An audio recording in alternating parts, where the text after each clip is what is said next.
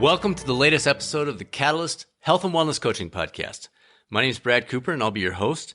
And today's guest is registered dietitian Nancy Clark. Now, I've been enjoying insights from Nancy for decades. Literally, I picked up her Sports Nutrition Guidebook back in the 90s after reading some of her articles in Runner's World, and it's just good stuff. Her 6th edition of the guidebook actually comes out next week.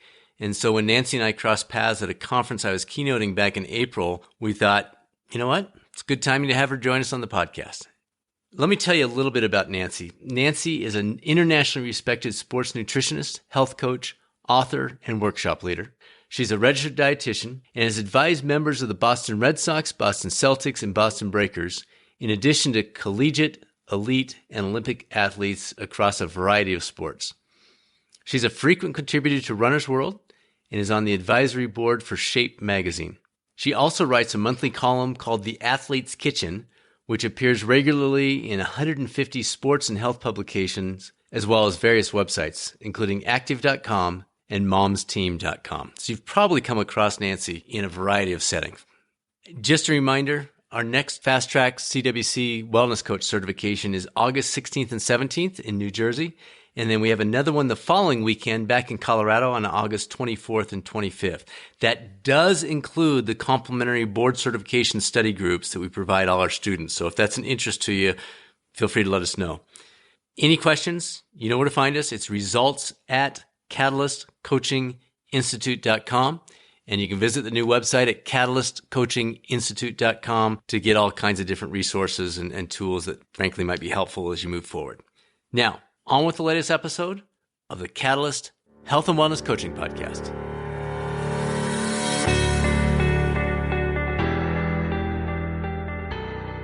Well, it is very much my pleasure to have Nancy Clark joining us today. I have her book with me from 1997. That's how long I've known this lady. And now we get to talk to her live. So, Nancy, welcome to the show.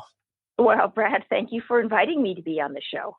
Absolutely. Absolutely. The audience knows your background, but can you give us a little kind of quick version of the journey from point A to, frankly, being one of the top sports nutrition experts in the entire country now?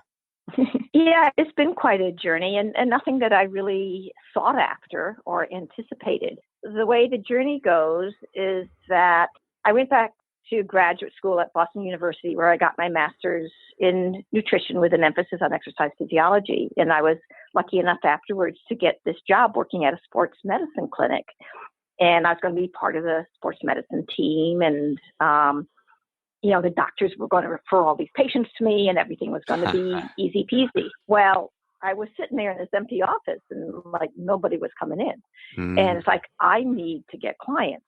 And so I just did a lot of brainstorming and I talked with a friend and he said, Nancy, you need to reach out to all the runners in the Boston area. Because this was the time of Bill Rogers and Jump and Knight and Greg Meyer and Salazar.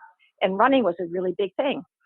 And so I reached out to the different running clubs and said, I'm going to write the Boston Runners Cookbook. Send me your recipes. And there's a way to introduce myself and to say, hi, I'm here. And just to get a little bit known. So the runners started sending in their recipes and I was getting them. And it's like, oh, I need to give them recipes. And then, And then my neighbor just happened to be working at a cookbook company. And she talked to her boss who said, I'm really interested in this. And so I met with him and he said, Nancy, when can we get this book done? And originally it was going to be called the Boston Runners Cookbook, but that changed and it turned into The Athlete's Kitchen, which was my very first book. And so I had this book and I still needed to get clients in my office. So I had to market for clients and market to sell my book. And when you have a book, all of a sudden you become an expert. So one day I was just Nancy Clark, and the other day I was like, oh, Nancy Clark, the sports nutrition expert. It's really quite striking. And so then I've just had to live up to this high standard of being on top of sports nutrition, everything. Yeah. That is great. So it was, like I say, and it just kind of happened. I was just following my passion. I was helping people the way that I love to help them, and the timing was right.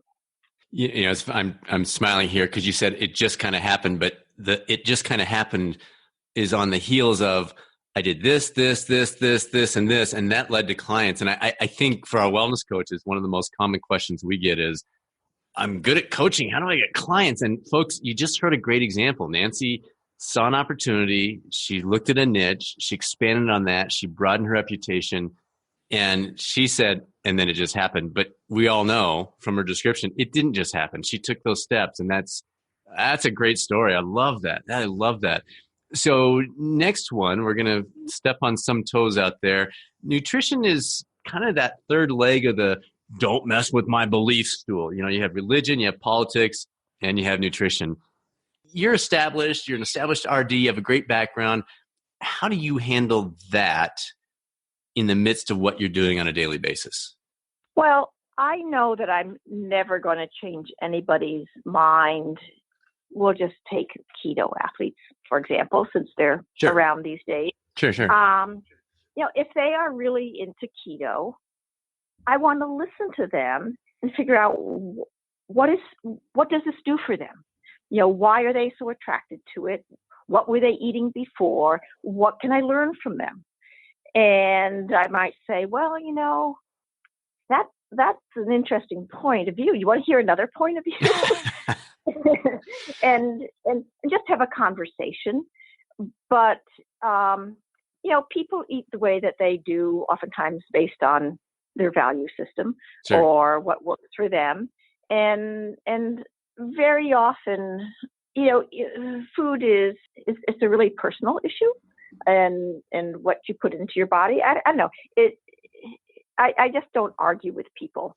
I might see resistance, and like a lot of times when I'm talking to my clients, I'm suggesting that they might need like 2,400 calories a day to maintain their weight, and they think they need 1,000 calories a day or 1,200 calories. And, I start encouraging them to eat more. And then I'll say, we all have this little voice. It's like the don't get fat voice. Okay. And I sense that you are kind of resistant to what I'm saying because you have this little voice that's saying, don't listen to that lady. She doesn't know what she's talking about. She's trying to fatten you up. And sort of make a joke out of it. And they go, yeah, that my don't get fat voice is really active right now. And so we just sort of joke about it and say, there's a possibility that what I'm saying is true. There's a possibility I'm lying through my teeth. And you just have to, figure that one out. But maybe you want to experiment. Maybe you want to be curious. But I work a lot with experimenting and curiosity. And, you try something once and, like a lot of people say, if I eat breakfast, I'm hungry all day. Well, maybe they aren't eating a big enough breakfast or breakfast with enough protein in it. And say, well, maybe you want to try having avocado toast with an egg on it for breakfast and have like 500, 600 calories of breakfast instead of like 150, and sort of see what happens. And if they're willing to experiment, they'll discover it's like, wow, I wasn't hungry until 2 p.m. So it's listening to where they're at, suggesting a few experiments, seeing if they have something, that they learn that there might be another way of eating. And being playful with it too, it sounds like. Yeah, you got to be playful. I try really hard not to preach at people and try really hard not to have good foods and bad foods. And our society is so entrenched in good food and bad food. It's like, no. Right. The only bad foods that you don't want to eat are foods that are moldy or poisonous or foods that you're allergic to. Right. But other than that, there's a balanced diet and an unbalanced diet. But there's not an apple is a good food. A diet of all apples is a very bad diet. Good example. So, so like I say, just trying to be playful and give them, little sound bites that they remember. Nice. Great reminder. What are some of the most ridiculous things you've heard lately in the nutrition world? We're all hearing them. We're on Twitter. We're seeing headlines and different fads out there. But you're in it. What are some of the biggest in terms of the ridiculous scale? Well, I think in terms of the ridiculous scale is that cow's milk is only for baby cows. I don't get that. I mean, it's a form of nutrition that is really nutrient rich and excellent source of protein. And for people that are into buying their casein or their whey, it's like, why do you have such a highly processed food when you could just have a glass of milk? But again, there's a whole anti-dairy religion, Right. and there are many ways to get calcium and protein. So I just happen to see dairy as being very convenient package. But other silly things like intermittent fasting. I think it used to be called skipping a meal. It's like, everything goes around in a circle. Sure, absolutely. Yeah, those are sort of crazy things that push my buttons. You mentioned your first book was 1987. Are you seeing the same things cycle back over and over and over? Is it, like you say, it used to be called skipping a meal. Now it's got this cool term, intermittent fasting. Is that kind of the trend in your industry, your business? They do go around in circles, but they also change a lot. Like, it was really interesting. I've just revised the 5th edition of my Sports Nutrition Guidebook, and it's coming out with the 6th edition. And every time I revise a book, it's fascinating to look back at what's happened over the past 5 or 6 years. What's new in nutrition? And this time, what really needed to be changed a lot was the recipes. Like, now people are into kale and quinoa and curry and a whole bunch chia, a whole bunch of new foods that when my first book came out, it's like, oh, no, nothing weird, like no tofu, not very many beans, because we don't want anything weird. And now there's a whole emphasis on more plant-based nutrition. Mm-hmm. So that's not going in a circle. That's sort of going on a different road. Right. But the whole carbs are fattening has been around for generations. The whole, the more protein you eat, the bigger muscles you'll have, has been around for, centuries. And so some things don't change, but some things do change. And I think the food culture has changed. Today's food culture is, food is fattening. You don't want to eat that. Or people talk about food like it's a drug. I don't do bagels, so I don't do wheat. Right. And so it's dealing more with a changed culture. But, food is fuel. It always has been. We've always need carbs and proteins and fats and vitamins and minerals, so that there's some basic things that are evergreen, but the context has changed a lot. Right. So let's hit the two broader categories. Let's talk general population to begin with. What would be your 3 most important tips when it comes to nutritional strategies for the general population? So athletes might be a part of that, but we're going to talk about them in a minute. General population, what would you throw out there as the big 3? Well, the first thing that I focus on when I'm working with clients or readers is the importance of preventing hunger.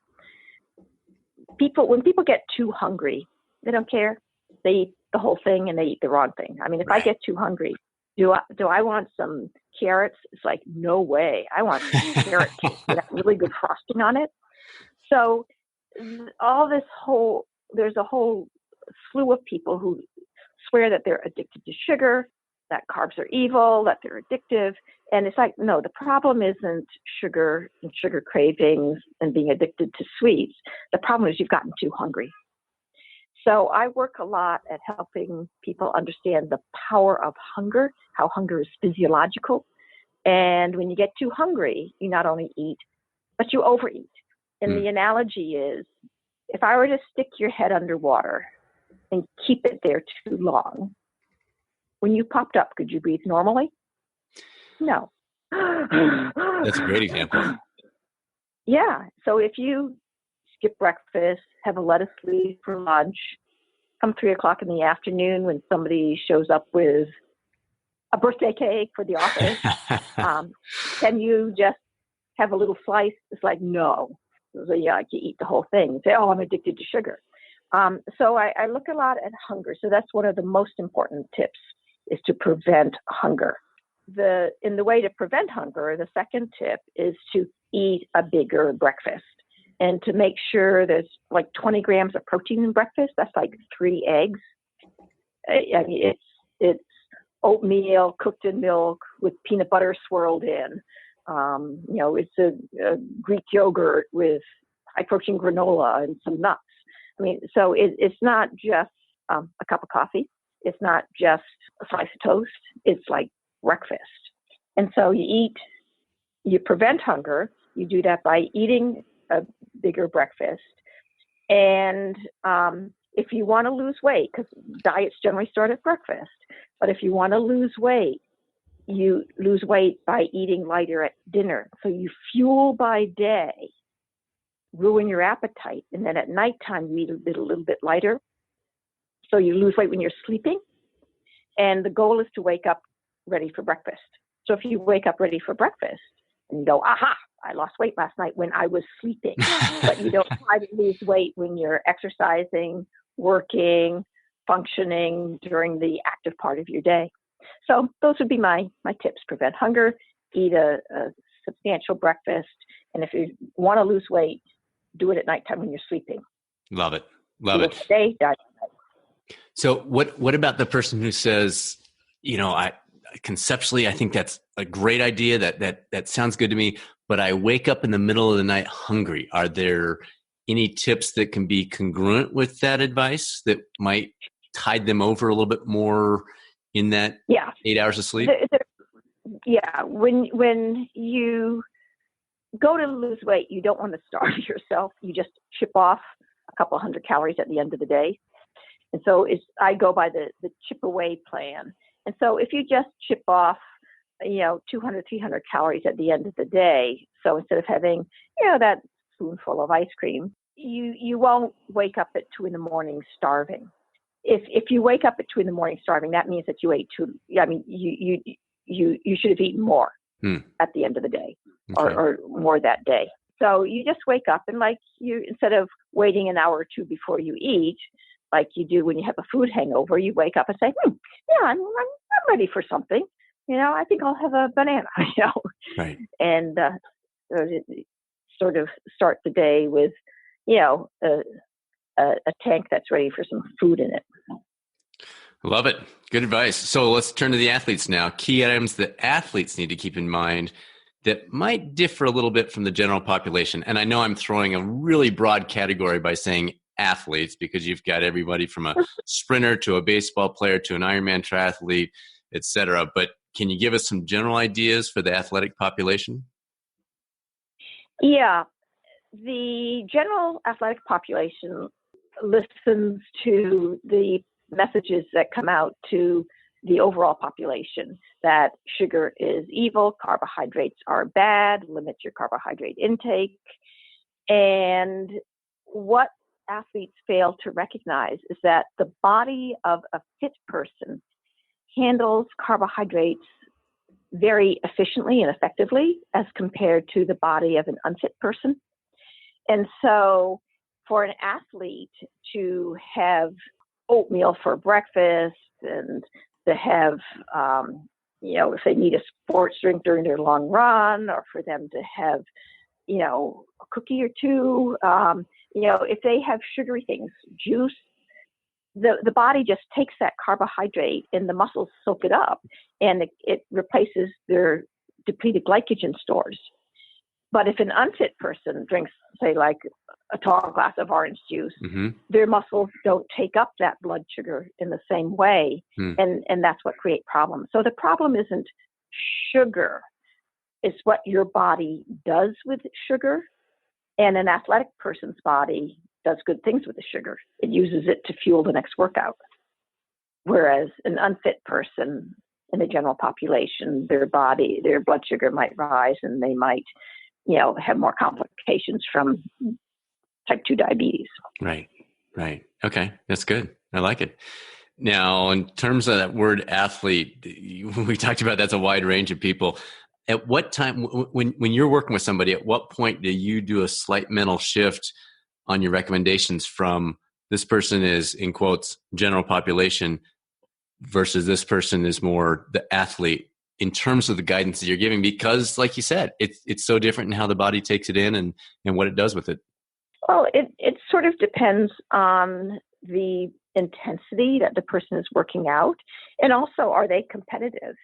But it's also social. Like, I grew up pre-Title IX, and so I've never considered myself an athlete. I'm athletic and certainly physically fit and can do all sorts of marathons and stuff. Well, in my heyday, I could. But I never saw myself as an athlete. Whereas my daughter in high school, she was a student athlete. It's like, she's an athlete. Right. Why wasn't I? I think that everybody should eat like an athlete, if that means eating for high energy and eating for good health and performance either in the gym or office at work. Everybody needs to eat well. And for a competitive athlete, then, you really want to spend more time on fueling up and refueling. And athletes, they're eating with a purpose. They're fueling up, they're refueling, and they're eating to perform. But that could be all of us. Yeah. Hopefully move the dial on this one. One of our focal points of this podcast is to keep things evidence-based, not to be chasing the headlines, not to be, falling prey to all the fads. What advice would you have for folks that, obviously, I've looked at your book. You've done that very effectively your entire career. What advice would you have for health and wellness coaches or others that are listening to this saying, I don't want to follow the fads. I don't want to chase the headlines, but that's what's out there. What guidance might you have for them if they're motivated in that way? And hopefully they are. I would advise them to take a nutrition course or a sports nutrition course at a accredited college or university or community college. It's interesting. The story that goes with that is that this spring I had a couple of college students from Simmons University here in Boston, and they were both into health and fitness, and they were nutrition majors and were also personal trainers as well. And they become personal trainers first, and then they figured, I need to know more about nutrition. Mm-hmm. And when they were personal trainers, they were really into all these supplements and protein powders and, really soaking in all the latest fads. And they made this comment. It's like, the more educated I became, the fewer supplements I took. The more educated I became, the more I started trusting food. Yeah. And so they were just, typical examples of people that, listen to the headlines and soak it all in. It's like, oh, I really need those branched chain amino acids. Right. Whereas when they studied nutrition, they go, like chicken's filled with BCAAs and, right. So is Greek yogurt. And it's like, oh, you don't even need to buy that stuff, huh? I like that. That's good advice. And I think that's a quote we can remember too. The more I learn, the less I need the fake stuff. That's good stuff. Precisely. Yeah. It was really interesting just having them, and both of them sort of like independently, so that the more they learn, they realize that they could change their ways with food and save a lot of money. Yeah. Save a lot of money. All right, your turn now. When it comes to your health and wellness, we're not going to give you the out of talking about food and nutrition here, but in your health and wellness, what is something that you're struggling through, and what's the current strategy that you're trying out just a little bit on your end of things? I mean, the area that's difficult for not just me, but for everybody these days is sedentary time. Mm-hmm. I get a ton of emails. I do a ton of writing, locked into your computer. Right. I mean, it just, you can spend way too much sedentary time. So I have this stationary bicycle that it has like a little computer screen in front of it, Mm-hmm. and I've slipped a baking pan underneath it to make a little desk, and I put my laptop on that, so I can exercycle and do my emails, or I can Nice. exercycle and write. And the hours, and I'm not working hard, but I'm just Sure. at least getting You're blood moving. flowing through my body. Yeah. I'm moving. I'm not just sitting there. Right. And that has been a godsend, because I just go crazy just sitting all day. It's not my cup of tea.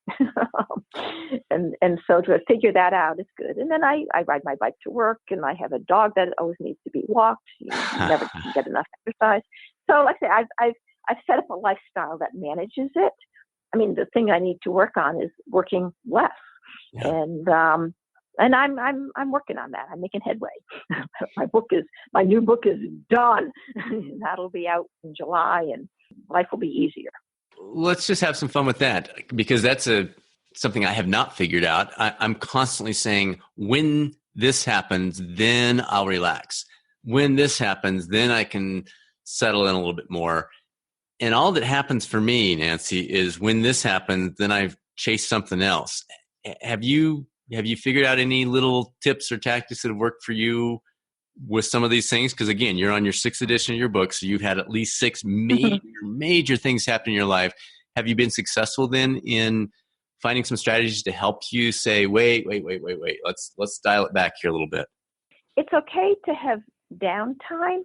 And I mean, I went to this stress management, time management course years ago, and it was really helpful. And what the person said is that you can't be productive from the time you get up in the morning until the time you go to bed. And the average person wastes 2 hours a day. And I thought, I was sitting there going, I don't have time to waste 2 hours a day. I got boom, boom, boom, boom, boom, boom, boom, boom, boom. Right. And then I started looking at how I waste time. Like, after dinner, I just stand at the stove and pick the green beans out of the casserole. Nancy, you're not even hungry. And then I pick the peas out.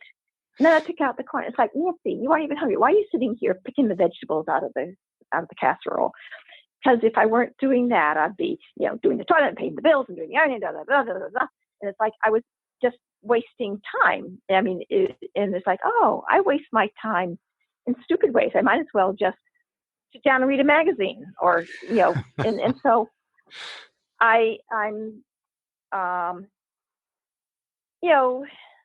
giving myself permission to have 2 hours a day that I do nothing, or do exactly what I want to do and not what I should do. Right. But it sharpens the sword. It makes me more effective the other hours of the day. And so I'm just maybe going to ramp it up to 3 hours a day of downtime, and figuring out other ways, low-key ways to enjoy life. But starting with giving yourself permission. Now I'm going to give myself permission for 3 hours, and then figuring out how you want to invest those in a fun way. Yeah. Like, my garden, having time to leisurely work in the garden instead of like, I got to go do the gardening, and then I got to do this, and then I got to go do that. Like, no, I'm going to hang out in my garden for an hour. Nice. And peacefully weed, as opposed to like, get it done in 10 minutes. Right. On to the next. Yeah. All right. I love it. Good stuff. So you have someone donate a billboard, a massive billboard on the side of the busiest road in America.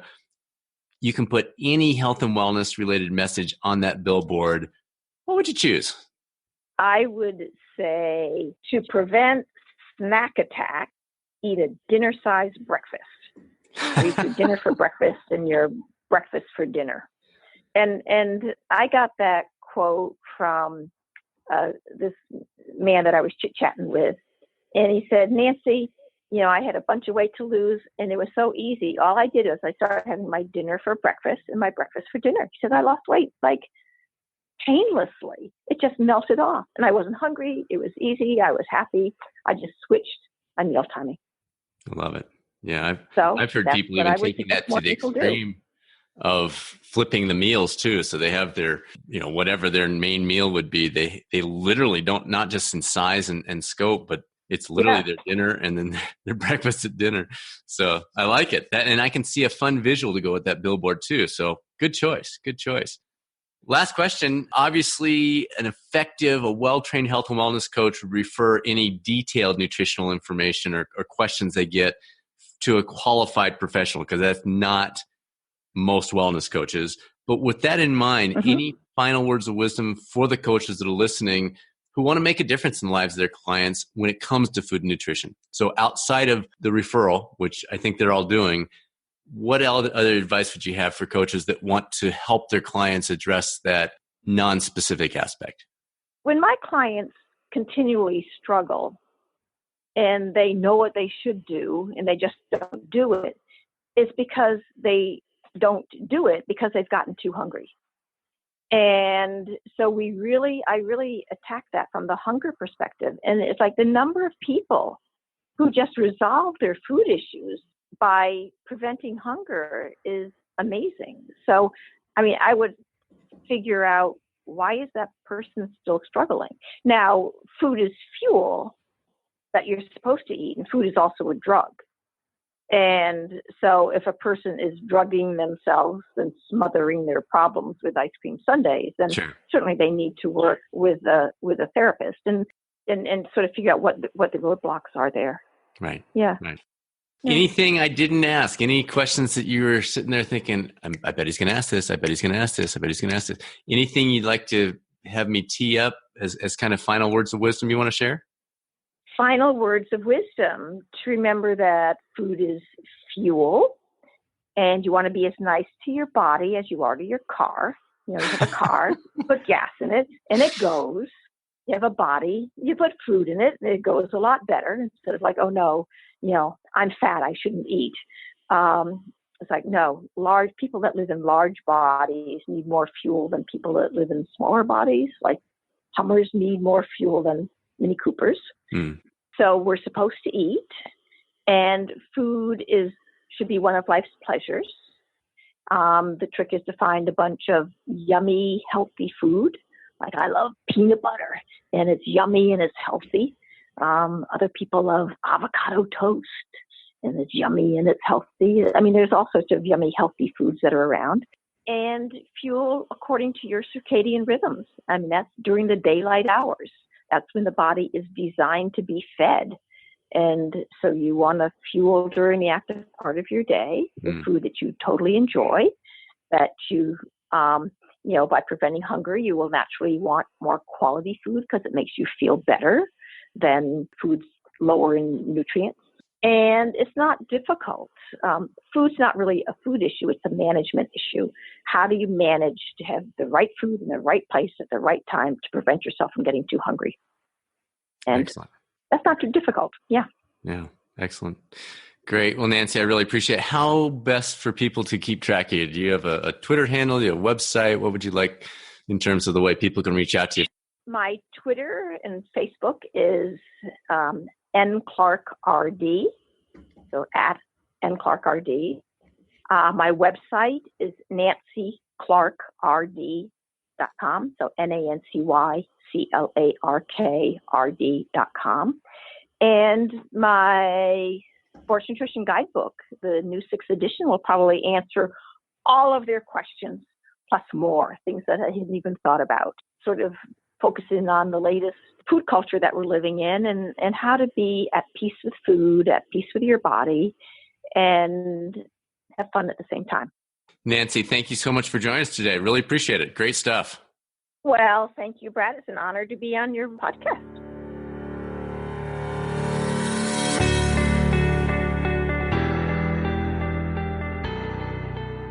Wonderful insights from Nancy Clark. If you're not familiar with her guidebook, it's sitting here in front of me. It is literally 500 plus pages of insights, so definitely worth a peek. Speaking of worth a peek, if you have not been to catalystcoachinginstitute.com since we updated the site, take a look. We've really spent a lot of time improving the flow, making the resources, the tools, those kinds of things, the special reports, much more readily available, easier to find things. So love to have you take a peek at that when you get a chance. And for the folks thinking about the Rocky Mountain Coaching Retreat and Symposium, which is taking place in Estes Park, Colorado, September 6th through the 8th, there are a few spots left, but it's starting to get tight. So if you're looking into that, don't wait too much longer. If you have any questions at all related to health and wellness coaching, you know where to find us. results@catalystcoachinginstitute.com. We spend time every day chatting with folks about their careers, what the certification's all about. Does it fit? Does it not? How's the national board certification? Any of those things. Let us know. Happy to talk it through with you. As always, thank you to those of you who actually subscribe to the podcast. We have not been doing any advertising, and it's still growing. And so that's primarily due to you, and I appreciate you passing that along. Until next time, let's all keep pursuing better. Let's not be satisfied with the way things are right now. Let's get after better, and let's help those around us do exactly the same thing. Thanks again for joining us, and I'll speak with you soon on the next episode of the Catalyst Health and Wellness Coaching Podcast.